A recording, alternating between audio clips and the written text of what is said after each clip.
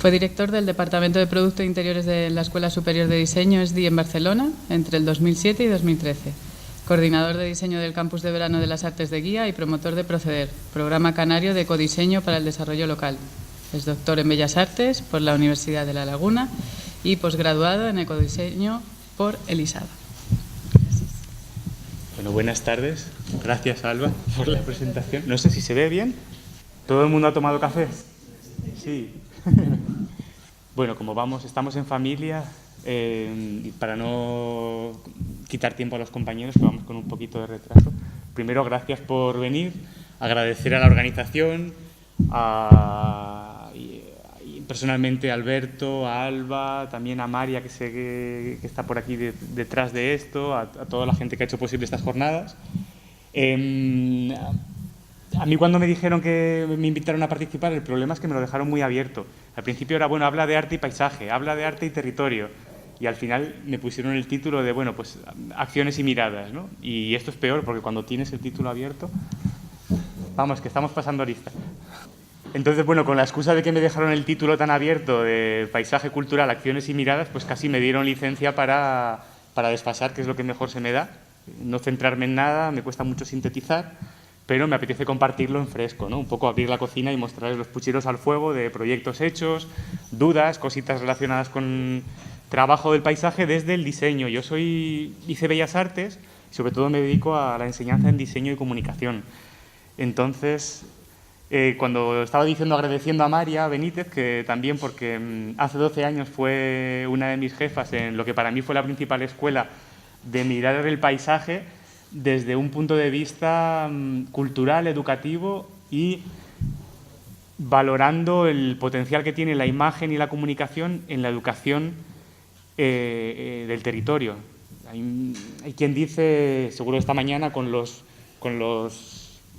personas que han venido y el bagaje que tienen, cómo el paisaje cultural es una redundancia, ¿no? Decimos que el paisaje en sí ya incluye el modelado, la modelación de la cultura, del territorio, del ser humano a lo largo de los siglos. Yo decía María porque junto a María, José, Ángel, Carmen, Esther, hace 12 años yo trabajé como diseñador para Aeonium, que fue una empresa, una cooperativa pionera en Canarias de educación ambiental, donde nos planteábamos esto, ¿no? Cómo comunicar los retos que había por delante en desarrollo sostenible, cómo intentar que las nuevas generaciones, que la gente joven, los estudiantes en Canarias, aprendieran un poco a entender y cuidar el territorio en el que habitan. He recuperado algunas imágenes de hace 12 años. Yo me dedicaba simplemente a hacer las ilustraciones que estaban un poco al servicio de comunicar mejor.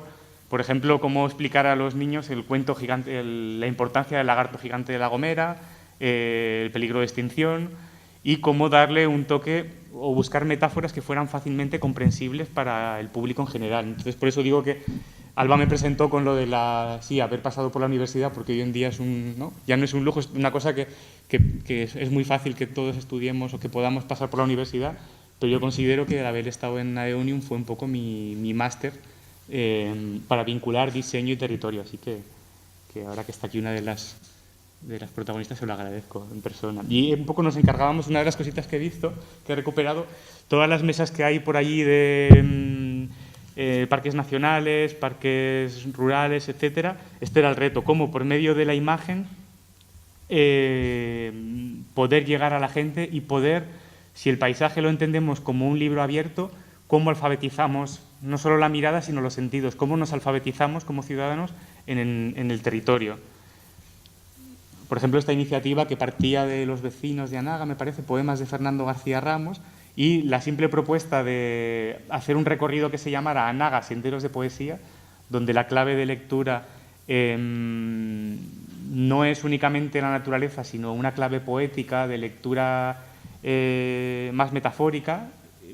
A mí en aquel momento me hizo abrir la noción de lo que podía, de las maneras en las que se podía encarar o abordar el paisaje desde el punto de vista del diseño.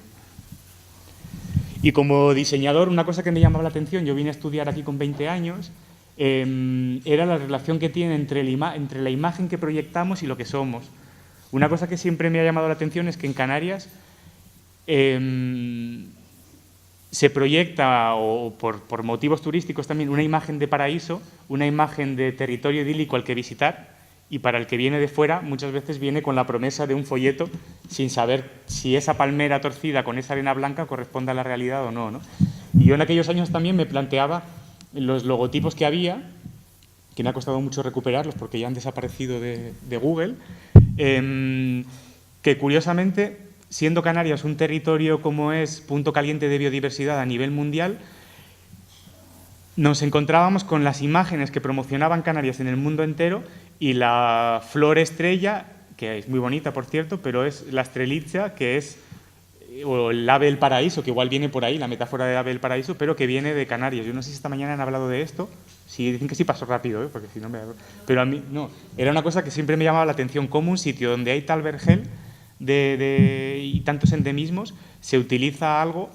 Entonces me interesaba por cómo hasta nosotros mismos incorporamos el discurso hecho para el marketing, o el discurso del paraíso hecho para vender, cómo lo incorporamos nosotros mismos a veces sin darnos cuenta a la manera de promocionarnos. Y esto también se relaciona con la lectura del paisaje. Yo ahora en Bellas Artes, en el grado en diseño, sobre todo doy clases en ecodiseño, en comunicación visual, y un poco me estoy dando cuenta que pibes, estudiantes con una media altísima de la PAO o de la EBAU, que yo ya he perdido la cuenta, antes era hasta 10, pero ahora es hasta 12 o hasta 13, o no sé, entran alumnos con un 11, con un 12, unas notas altísimas, pero el grado de conocimiento del entorno próximo que les rodea es muy bajo, es muy, muy bajo. Pueden saber fácilmente qué está ocurriendo en Nueva York o cuáles son los tenis que se puso Justin Bieber ayer, pero es muy complicado saber de lo que decíamos, de dónde viene el agua del grifo que bebemos. Si yo ahora vivo en la Curva de Gracia y abro el grifo del agua, ¿de dónde viene? Es como que estamos metidos en una cotidianidad donde nos cuesta ver qué ha pasado en las partes previas del fotograma y qué va a pasar después, ¿no? Y una de las cosas que intentamos es saber la complejidad oculta del paisaje. Este es un cuadro que me gusta mucho, de Oliver Jeffers, que es un ilustrador de libros de niños muy conocido, pero sobre todo porque a veces creo que tendemos a consumir el paisaje desde un punto de vista retiniano y visual, muy todavía decimonónico, como aquellos viajeros que se ponían al borde del risco y se hacían la foto y tal, pero para mí, para muchos, yo considero también que el paisaje, también visualmente, en su ordenación visual, viene muy determinado por las cifras y por relaciones ocultas que no vemos, ¿no? Entonces, yo llevo unos días también dándole vueltas. Para mí esto también es paisaje cultural, aunque no es visual. No sé si saben qué cifra es esta, que ha salido hace poco en los medios, si alguien sabe. Entonces, índice de pobreza. Sí, es eso, ¿no? Es clarísimo. Yo estos días, en varios sitios, además 44,6 es el porcentaje, el índice de riesgo de pobreza y exclusión en Canarias en fecha 2017, no en principios del siglo XX y así. Y para mí esto es paisaje también porque condiciona cómo nos relacionamos, condiciona cómo se estructura el paisaje, condiciona muchos aspectos que se nos escapan. Un amigo que vino una vez de casualidad, él es del País Vasco y vino por primera vez. Él es diseñador gráfico también y él estaba condicionado no sabía que se iba a encontrar porque, claro, como toda la vida desde niño le han bombardeado con esta imagen de Canarias y del paraíso ya desde el punto de vista turístico, y él humildemente y casi como con miedo, con vergüenza, me dijo: mira, Carlos, este paisaje cuando he venido me parece una mezcla entre... No se lo podía quitar de la cabeza, estaba fascinado con el paisaje. Pero decía, este paisaje me parece una mezcla entre La Habana y qué puede ser la otra cosa, ¿qué se imaginan? Podríamos reconocernos en La Habana o en Cuba, en algunas zonas, ¿no? Sí. Pero él me decía eso, entre La Habana y la Franja de Gaza, y me lo decía con la boca pequeña, como diciendo, pero nos costaría igual un poquito más, yo creo, reconocernos en que igual nuestro paisaje cultural se parece bastante a lo que es la Franja de Gaza, con la diferencia de que aquí no sufrimos una ocupación, una guerra como como allí, ¿no? Pero igual sí que estamos más propicios a reconocernos en el centro histórico de Vegueta, en el casco de la Laguna o en lugares emblemáticos, pero nos cuesta más ver que igual nuestro paisaje, nuestro ordenamiento territorial tiene más de Franja de Gaza que de La Habana. Y que igual también y esto también implica educarnos, ¿no? en este sentido. Entonces, en torno a eso también tengo una especie de colección de fotos fetiche para mí, de sitios en los que he vivido, que me ayudan a reflexionar un poco sobre los retos del paisaje cultural y de lo que se nos pone ante nosotros también como diseñadores, proyectistas, los amigos, compañeros que vienen después, que son arquitectos, de la época en la que los planificadores, los arquitectos han diseñado para la población, también sin la población, ¿no? Estos son unos vecinos en el parque en el que yo vivía en Barcelona, que no sé si se ve la imagen, si se ve de dónde, qué ha sucedido antes de esta fotografía, inmediatamente antes.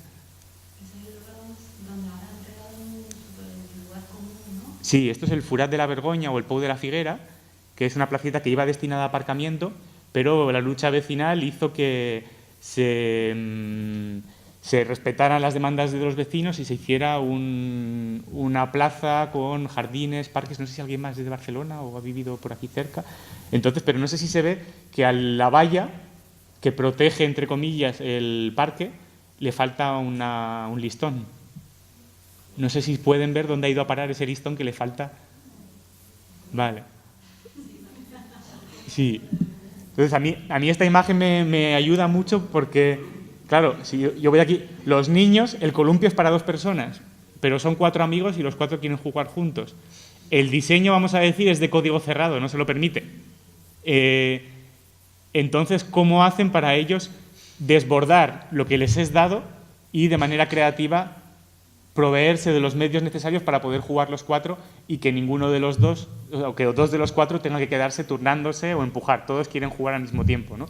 Entonces, lo que hasta hace poco en planeamiento urbano o en diseño urbano podría ser considerado urbanismo, igual ahora que está de moda la cogestión, hay una inflación del término participación ciudadana, etcétera, igual es un momento para replantearnos y aprender cómo conformamos el paisaje, ¿no? Y cómo conformamos esto que queremos que sea o La Habana o la Franja de Gaza, pero desde una manera fijándonos en los detallitos. A mí me pongo esta imagen de niños por eso, ¿no? Porque a mí me lleva a una cosa muy humilde, pero que me parece que esto encierra la metáfora que sigue siendo válida cuando pasamos a escalas más amplias a nivel político, de gobernanza, etcétera. Esta mañana ya han hecho bastante mención a César Manrique, no quiero extenderme. Es una figura muy poliédrica, en algunos aspectos muy contradictoria, y yo no lo voy a explicar nunca mejor que Fernando y que Juan Palerm. Sí que a mí me dieron hace muchos años también una beca para investigar sobre la obra de Manrique desde su fundación, y una cosa que aprendí también, sobre todo, era el enseñar a mirar. O sea, el aprender y el enseñar, uno de los roles principales de un artista era el enseñar a ver. Él tenía una mirada muy pop, muy contemporánea, y cuando volvió de Nueva York, uno de sus grandes esfuerzos fue intentar hacer ver a la población de Lanzarote que aquello en lo que vivían no era solamente, no era una cenicienta, ni era un terreno quemado, ni era fea, sino que tenía su propia singularidad, y era de ahí de donde tenían que partir un poco para ponerla en valor, ¿no? Pues me quedo simplemente con esto, no voy a entrar en más. Algunos archivos se me han movido.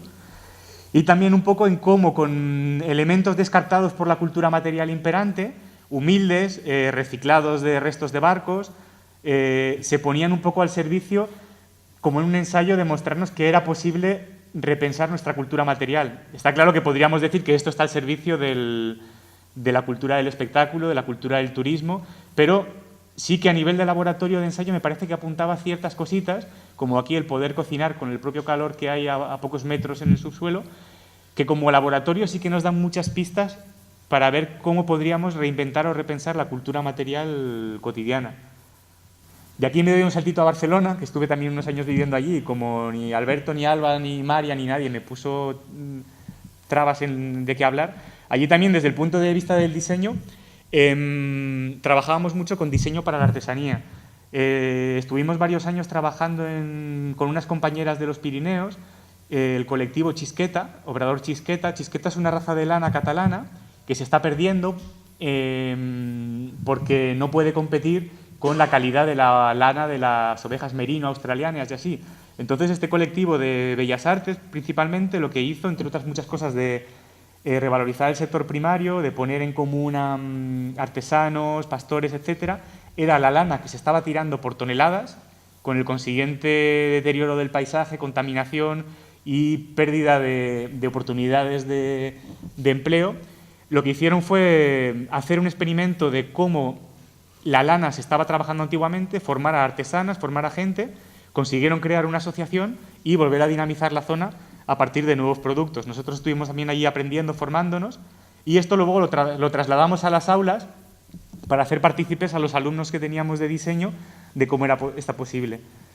Y este es un trabajo de Marta Aragonés, una alumna de diseño de moda en la escuela en la que yo daba clases en Barcelona, que participó en estas jornadas, participó en estos talleres, y ella propuso cómo para los niños se podría contar la importancia del sector primario en la zona de... Esto es concretamente el Parque Nacional de Aigües-Tortes y Llac de Sant Maurici, y Lago de San Mauricio, cómo un producto puede contar un territorio, cómo un producto no es el fin en sí mismo, no es el fetiche, sino que es una excusa, un medium para hablar de las relaciones territoriales. Hay una etiqueta en la parte de abajo del gorrito que aparecen las fotos de los pastores, las fotos de las artesanas, las fotos de los productores.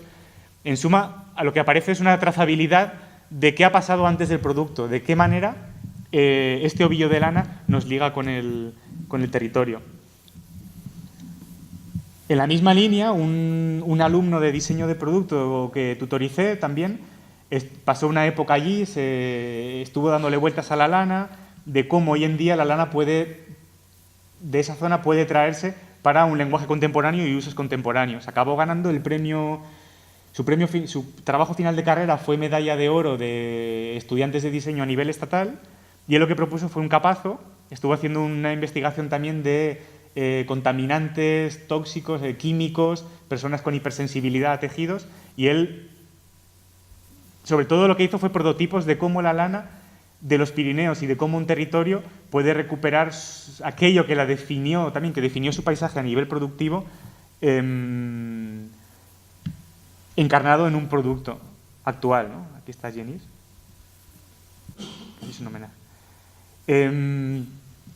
Durante 4 años, desde el 2006 al 2009, 2010, en Guía de Gran Canaria, estuvimos montando una iniciativa muy extraña, muy loca, que se llamó el Campus Guía, gracias a los promotores Fernando y Manena, donde poníamos durante 15 días a vivir y a trabajar en el territorio a personas venidas de diferentes partes del mundo, universitarios, antropólogos, arquitectos, diseñadores, etcétera, y durante una semana se dedicaban a hacer una inmersión profunda en el lugar, en un campus de verano, y durante la segunda se dedicaban a darle la vuelta a eso o a ordeñar eso que habían vivido y convertirlo en proyectos, ¿no? En proyectos que pasaban a formar parte de un banco de proyectos que se quedaba en manos del Ayuntamiento de Guía, público, etcétera. Y un poco entender cómo el paisaje es todo aquello también que durante los siglos lo ha definido, y las actividades productivas. Ahora que se habla mucho de la ley del suelo, el terreno, el desarrollo rural y tal, un poco no nos olvidemos también de que lo rural, si desaparece la actividad principal que le da vida a lo rural desaparece. Lo rural acaba pareciéndose a un escenario de Walt Disney, de Por Aventura, donde vamos el fin de semana a descargarnos de la gran ciudad, pero no mantenemos viva la realidad actual. Los pastores que hay arriba, creo que son los últimos, creo que quedan 36 pastores trashumantes en Gran Canaria, si no me equivoco. El más joven creo que tiene 50 y pico años, o 60. Hay uno más joven, vale, sí, pero eso, me alegro, ¿no? Pero están, vamos... y un poco era esto, ¿no? Lo pongo también porque son trabajos que intentamos que desde las paredes de la universidad se vivan lo que decíamos al principio, ¿no? Intentar alfabetizarnos con los retos del territorio, viviéndolos y intentando darles forma. Un ejemplo del paisaje cotidiano, esto es el barranco que surca el centro histórico de la ciudad de Guía. Este árbol, que es majestuoso y que es un árbol monumental, antes cuando hablábamos de la Franja de Gaza, ¿no? De que Canarias, este amigo decía que es entre La Habana y la Franja de Gaza, cómo a partir de los propios escombros puede salir algo bello. Como Manrique decía, de comenzar a partir de lo propio para a partir de ahí elaborar. Este ombú, este árbol que es importado de Argentina y que era lo que adornaba las plazas de Guía hasta el año 50 y pico, creo que la reformaron. Me contó Javier Estevez el otro día, que es el técnico de desarrollo local, yo no conocía la historia profundamente, por eso la he puesto, es que este ombú lo arrancaron, lo iban a tirar al vertedero, pero el camión se rompió y tuvieron que hacer la descarga de escombros en el barranco. O sea, esto era una escombrera donde están jugando los niños. Esto es 2007, esta foto, en un campus que hicimos. Y encontró un filo de agua, una veta de agua, y de aquellos restos de árbol ha crecido esto, que es un árbol monumental, y que los niños en aquel momento nos los encontramos y estaban montando por su cuenta un club del árbol. Entonces, siguiendo la foto de Barcelona, lo que nos dedicamos, el equipo de diseño, en lugar de a hiperproyectar, fue a casi subproyectar, escuchar muy atentamente qué querían los niños y las niñas, qué demandas, a qué querían jugar, y de alguna manera acompañarles y seguirles un poco desde detrás, ¿no? Etcétera. Entonces eso, y a mí más que el árbol en sí, me interesa mucho la historia que hay detrás del árbol, de cómo de ser un trozo de escombro acabó convirtiéndose en un árbol monumental que le da vida, agua y refugio a los niños. Porque también hoy en día estamos acostumbrados a que un sitio para, hablando del paisaje cultural, un sitio para jugar para un niño en una ciudad tiene que ser un parque acolchado, hiperprotegido, donde no se puede rasgar, donde puede controlarlo la madre, el padre o la persona que lo cuida. Y como decía Francesco Tonucci en el proyecto de la ciudad de los niños necesitan de espacios no cerrados, de código abierto, no espacios donde solo permitan una posibilidad de juego, ¿no? Sino que permitan proyectar, aventurar, cambiar, modificar. Ahora salto de Gran Canaria a Bulgaria, no sé si es muy loco, ¿me siguen? 5 minutos, entonces me voy a dar prisa. Sí, vale. ¿Por qué Bulgaria? Aquí estuvimos trabajando en un proyecto en una ciudad que se llama Gabrovo, que para nosotros sería, a nivel estatal, sería como los chistes del EPE, o a nivel de aquí como cumple los tópicos de los típicos chistes, va uno de La Gomera, ¿no? Así. Entonces Gabrovo es una ciudad que cumple estos tópicos de personas o que son muy agarradas, muy rácanas, muy brutas, pero que hay una historia por la que es así. Es un paisaje que está el Parque Nacional de los Balcanes, pero que está el Parque Nacional de los Balcanes al lado, pero que ha habido históricamente una pobreza extrema, una pobreza muy grande, hasta que hace un par de siglos, con el auge de las industrias papeleras, de la industrialización, pasaron de ser pobres a tener dinero, pero todavía estaban con la cultura del guardar, porque igual al día siguiente no había dinero. Entonces, este cambio súbito de patrones de producción, de consumo, de ordenación de territorio, les hizo que eran ricos, tenían dinero, pero seguían siendo agarrados porque quién sabe si mañana nos va a faltar, ¿no? Y esto, más allá de la ordenación del paisaje, del territorio, lo que ha hecho es una riqueza cultural en chistes, chascarrillos, refranes, hasta el punto de que la gente de este lugar son tan rácanos que si ven el símbolo del gato, es la única ciudad, creo, en Bulgaria que hacen un carnaval, un paseo de carnaval, así, no me sale la palabra, una cabalgata, gracias. Son tan rácanos que cuando en las casas hacía frío, en la trampilla de entrada y salida, a los gatos les cortaban el rabo para que tardaran menos en entrar y salir y así se enfriara menos la casa. Para que veamos un poco lo surrealista un poco de las bromas y tal. Y esto, que es una broma, tiene tal arraigo en el lugar que es el escudo del ayuntamiento es un gato con el rabo cortado. El Museo del Humor y la Sátira, que es único en el país, es el gato con el rabo cortado. La artesanía, son tan rácanos que el parque etnográfico, la artesanía local, se caracteriza por plasmar en objetos populares esta avaricia, esta racanería. Por ejemplo, la taza es una taza para invitados en la que no te invitan a todo el contenido, sino que te invitan a la mitad, se separa, ¿no? Entonces, aquí en este pueblo estuvimos analizando cómo podíamos, a partir del humor, hacer un plan muy humilde, un esbozo de plan de desarrollo local cultural que recuperara la raíz de lo humano, de Hume, del indoeuropeo, que tiene que ver con la tierra, lo húmedo, pero llevándolo al resto de declinaciones como humor, humano, humus y humilde. Lo humano entendido como prestar atención a la sociedad, a la cultura y los valores que han determinado ese territorio.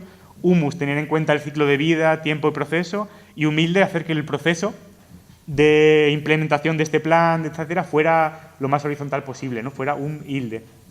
Bueno, aquí lo planteamos, se quedó. La penúltima experiencia, yo he estado 3 años viviendo en Cerdeña, de rebote, no por una cosa elegida, pero luego ha sido una de las experiencias más increíbles a nivel vital. Tenía amigos y descubrí cerquita de este pueblo que está en el corazón de la isla de Cerdeña, si saben, en el Mediterráneo, debajo de Córcega. Orgósolo es un pueblo que en los años 60 era famoso por ser uno de los pueblos con más índice de criminalidad del mundo, por encima de Nueva York, del Bronx, del Harlem, etcétera. En los años 60, en un pueblo de 4.500 habitantes había hasta 500 asesinatos.